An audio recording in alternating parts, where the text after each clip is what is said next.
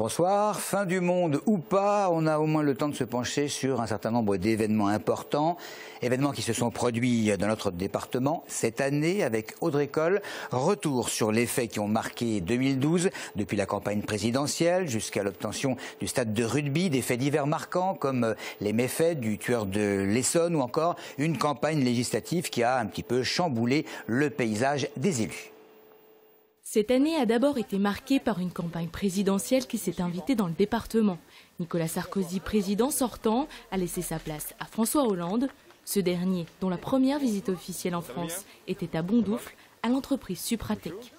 Cette campagne a rapidement glissé vers une autre. Les législatives en Essonne, c'était 10 circonscriptions et plusieurs dizaines de candidats pour seulement 10 fauteuils, de nouveaux arrivés et des anciens réélus.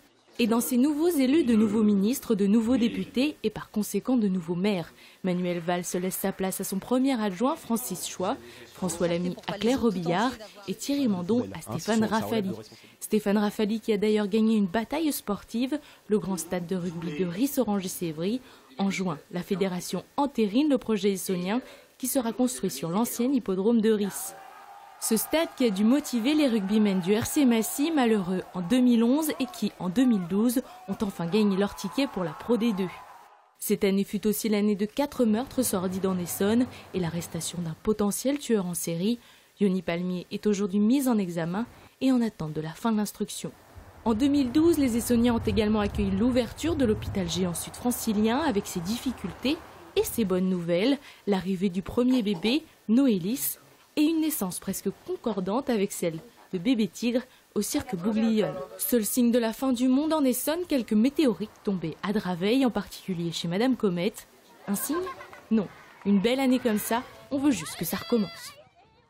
Merci Audrey. Les salariés Géodis du site Altis de Corbeil ont bloqué ce matin l'entrée de l'entreprise pour protester contre l'arrêt depuis dimanche de leur activité. Pour rappel, Altis souhaite se passer des services de son sous-traitant Géodis. En cause, il y a un contentieux d'1 900 000 € quand même. Pour les 40 salariés touchés, c'est l'incompréhension la plus totale. Sont-ils licenciés, en chômage technique? En tout cas, ce matin, leur action a porté ses fruits, en partie puisque les syndicats ont été reçus par la direction de Géodis qui leur a assuré que leur salaire serait au moins versé jusqu'au 7 janvier. Les syndicats estiment que toute cette affaire, juste avant les fêtes, ce n'est pas correct, je les cite, de la part des deux directions. On trouve que c'est un petit peu dégueulasse parce que, premièrement, on ne comprend pas que les directions n'ont pas laissé les fêtes pour pouvoir régler leurs différends. En plus, les salariés, eux, sont mis devant le fait accompli. Donc, qu'est-ce que vous voulez que je vous dise? Eux, ils vont passer bien au chaud leur fête de fin d'année. Puis les salariés, eux, ils vont se demander quel est leur avenir à partir de 2 janvier. Pour les gens d'Altis, mais Noël est vraiment... on ne peut pas parler de Noël. Parce que nous, avec notre valeur chrétienne, c'est un petit peu l'effet l'inverse. Parce que Noël, c'est le partage de famille tout en famille. On a l'impression qu'aujourd'hui, Géodis laisse ses enfants un petit peu à l'écart. Il se renvoie la balle entre Altis et Géodis. Pas question donc de relâcher la pression, expliquent les représentants du personnel, tant qu'ils ne seront pas fixés sur le sort des 40 salariés Géodis. Cela dit, une discussion tripartite doit être organisée prochainement par le préfet entre les deux directions et évidemment les représentants des salariés. Ce sont plusieurs milliers de mètres carrés d'une valeur de 3,5 millions d'euros qui seront mis à disposition.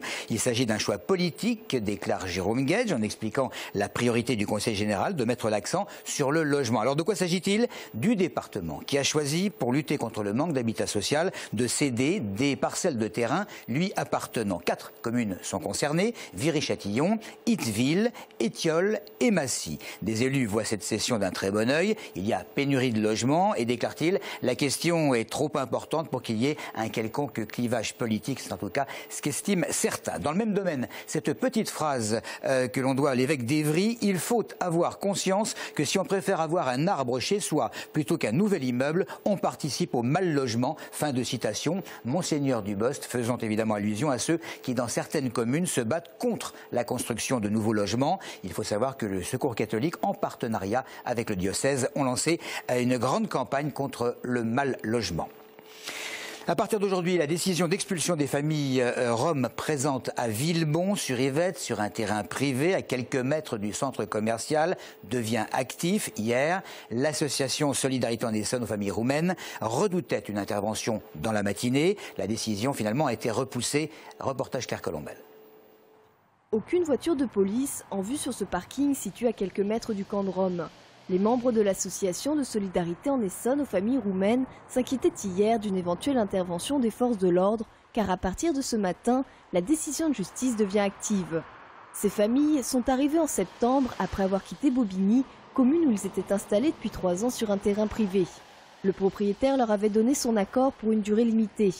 Suite à la demande d'expulsion du propriétaire de Villebon, une grande partie des 160 personnes présentes sur ce camp sont parties. Elles ont eu peur et il y a déjà eu une dizaine de jours des menaces d'expulsion. Il avait été prévu qu'on enlève les rochers pour que les caravanes qui voulaient partir puissent partir, enfin qui par peur allaient partir. Et puis en fait... l'évacuation n'a pas été totalement faite, mais toutes les caravanes, toutes les baraques qui étaient encore debout et il n'y avait personne ont été rasées. Mercredi, les membres de l'association ont rencontré un huissier de justice pour vérifier si les familles encore installées sont sur les parcelles expulsables. Après constat sur place, l'huissier a déclaré que les 2 familles encore présentes n'étaient pas sur ces portions et a remis aux Roms des exemplaires certifiés. Hier, en conseil municipal, Dominique Fontenaille, le maire de la ville, a annoncé que l'expulsion n'aura pas lieu avant la fin des fêtes. Peu d'informations concernant la visite à la maison d'arrêt hier de Fleury-Mérogis de la gare de Dessau, visite à laquelle la presse n'avait pas été conviée. On sait que Christiane Taubira a rencontré le personnel, peut-être un rapport avec l'urgence sur la vétusté des prisons et la surpopulation carcérale que la ministre, il y a quelques jours, assurait avoir entendu. La fameuse fin du monde, eh bien, elle est encore dans l'imagination de ceux qui, les premiers, l'ont prophétisé, mais une équipe de Téléson est quand même allée demander aux Essonniens ce qu'ils en pensaient. Je fais comme si rien n'était, non. Je pense qu'il y a déjà eu ça il y a quelques années. J'étais plus jeune et je me souviens avec les copains, on s'était dit, ça y est, on s'embrasse tous, c'est la fin, puis on est encore là, donc bon. Ça ne m'effraie pas plus que ça, je ne change pas ma vie aujourd'hui. Moi, j'y crois pas du tout, monsieur. Personne ne peut savoir, il n'y a que Dieu qui peut savoir ça. Je croyais plus à la fin du monde en l'an 2000 que maintenant. Je crois qu'on est à la 182, 183e annonce. Donc on n'est plus à une de près. Hein. Faut laisser les guignols s'amuser. Hein. Pas du tout, pas du tout. Plein de projets pour 2013. Hein. Voilà. C'est les arnaques comme les autres. Hein. Moi, c'est ce que je pense. Bon, ça ne m'a pas empêché du tout de dormir. Mais pour moi, il n'y a que Dieu qui le sait. Hein. Voilà. Moi je crois pas plus que non, je crois pas parce qu'il y en a eu je sais pas combien d'annoncés donc bon. Non, ça me perturbe pas plus que ça. J'y crois pas du tout à la fin du monde. Ceux qui y croient profond, je les plains, mais moi je trouve ça si c'est l'occasion de faire la fête pour certains, bah, tant mieux. Hein. Vous y croyez? Non. Moi non plus. Absolument pas. Voilà, on termine avec le sport. En rugby, encore un match important pour le RC Massy-Essonne. En Pro D2, les Essonniens vont se rendre à Aix-en-Provence demain pour tenter de remporter une première victoire de la saison à l'extérieur. Surtout des points précieux en vue du maintien. Le temps presse pour les Essonniens, une victoire impérative. On passe au football avec le Sviri qui va recevoir l'équipe de Concarneau en CFA. Une victoire permettrait aux Essonniens de se donner un petit peu d'air au classement du championnat. En position de relégable, les Castelvirois doivent remporter leur match à domicile. Et puis en basket, l'équipe de Juvisy, l'Alert Juvisy, rend visite à Angers demain en National 2. Un dernier match de l'année sur le parquet d'une équipe solide. Les hommes de Thierry doivent remporter ce type de match à l'extérieur pour remonter au classement. Voilà pour l'essentiel. Pas de fin du monde. Merci de votre fidélité.